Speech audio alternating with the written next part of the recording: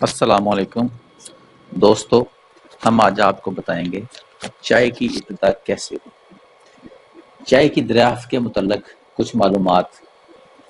چینیوں کے مطابق چائے کی دریافت کا سہرا قدیم چینی دیومالائی بادشاہ شیوننگ، جو کہ ایک کسان بھی تھا اور چینی عقائد کے مطابق زراعت کا بانی بھی تھا، اس کو صفائی کا اس قدر خیال تھا کہ اس نے تمام رعایا کو حکم دیا کہ وہ پانی ابال کر پیا کرے۔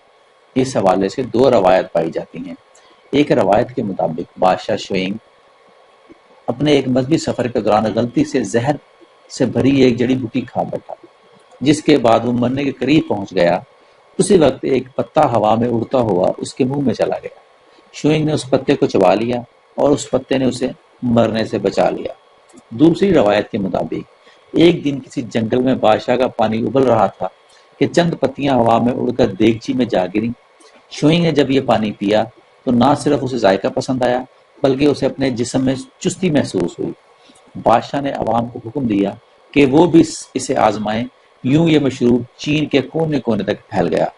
وہاں سے یہ چائے سیاحوں اور تاجروں کی مدد سے پوری دنیا میں پھیل گئی۔ بر صغیر میں چائے کا استعمال ایک دوائی کے طور پر کیا جاتا تھا۔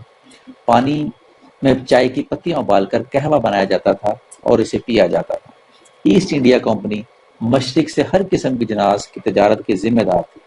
اسے چائے کی پتی مہنگے داموں چین سے خریدنا پڑتی تھی اور وہاں سے لمبے سمندری راستے سے دنیا کے باقی حصوں کی ترسیل چائے کی قیمت میں مزید اضافہ کر دیتی تھی۔ یہی وجہ تھی کہ انگریز شدت سے چاہتے تھے کہ خود اپنے نو آبادی ہندوستان میں چائے اگانا شروع کریں تاکہ چین سے پتی نہ منگوانی پڑے بلکہ چین کا پتا ہی صاف ہو جائے۔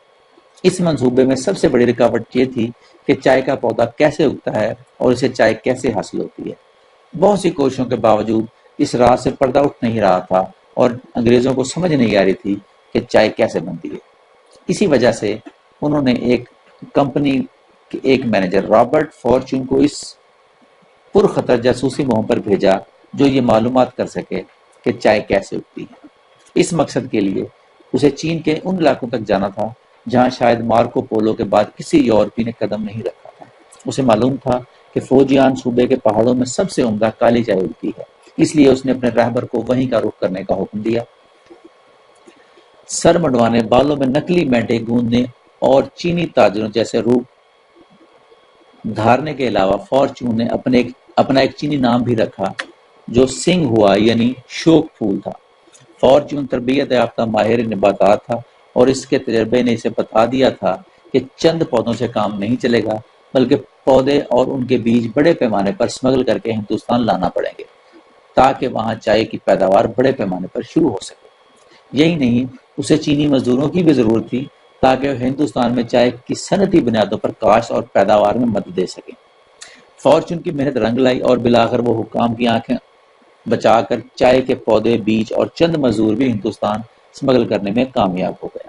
ایسٹ انڈیا کمپنی نے اس کی نگرانی میں آسام کے علاقے میں پودے اگانا شروع کر دی۔ چین سے سمگل شدہ چائے کی پیداوار اور پتی کی تیاری کی ٹیکنالوجی اور تربیت یافتہ کارکن بے حد کارآمد ثابت ہوئے۔ جب ان طریقوں کے مطابق پتی تیار کی گئی تو تجربات کے دوران لوگوں نے اسے خاصا پسند کرنا شروع کر دیا۔ چینی تو ہزاروں برسوں سے کھولتے پانی میں پتی ڈال کر پیا کرتے تھے، مگر انگریزوں نے اسے مشروب سے پہلے چینی اور بعد میں دودھ ڈالنا شروع کر دیا۔ ہر سال 15 دسمبر کو بین الاقوامی چائے کا دن منایا جاتا ہے۔ یہ دن چائے کی پیداوار کرنے والے ممالک مثلاً Bangladesh, Sri Lanka, Nepal, Vietnam, Indonesia, Kenya, Malawi, Malaysia, Uganda, India اور تنزانیہ میں منایا جاتا ہے۔ اس دن کو منانے کا مقصد دنیا بھر کے ممالک کی توجہ چائے اگانے والے اور چائے کے کھیتوں میں کام کرنے والے کارکنان پر چائے کی تجارت سے ہونے والے اثرات پر مرکوز کرنا ہے۔